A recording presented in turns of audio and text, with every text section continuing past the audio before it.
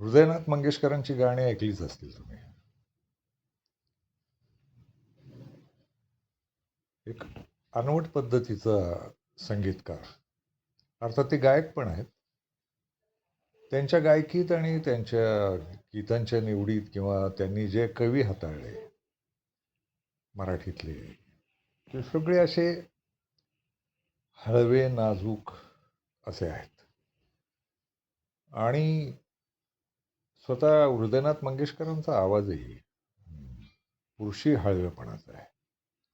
तर त्यांनी गायलेली गाणी आहेत आणि त्यांनी इतरांकडून गाऊन घेतलेली गाणी आहेत. उदाहरणार्थ ते मेंदीच्या पानावर मन अजून झुलते ग, ते शब्द, भाषा, लताबाईंचा आवाज आणि हृदयनाथांचं संगीत.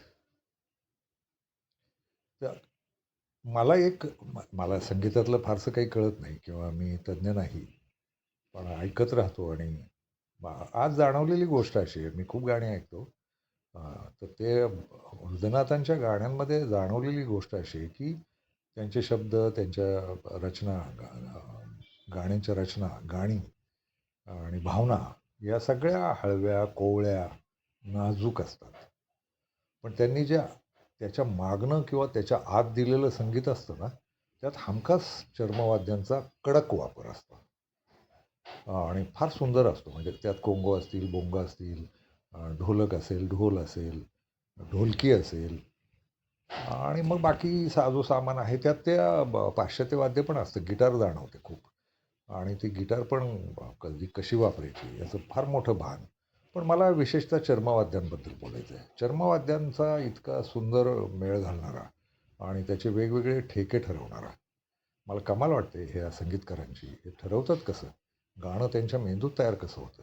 आणि मग ते ठेके कुठल्या क्षणी कुठले ठेके वाजले पाहिजेत. त्यांची गाणी ऐका, तुम्हाला चर्मवाद्य फार महत्त्वाची वाटतील. मला एकाच वाक्याचं बोलायचं होतं खरं तर.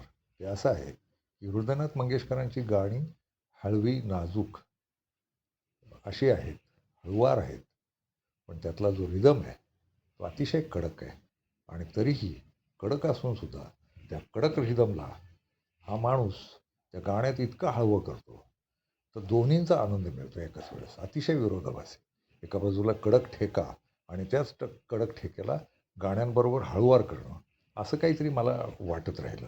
हे फार तज्ज्ञपणाचं वगैरे काही बोलायचं नव्हतं.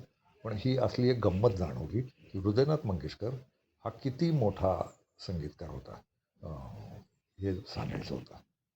धन्यवाद.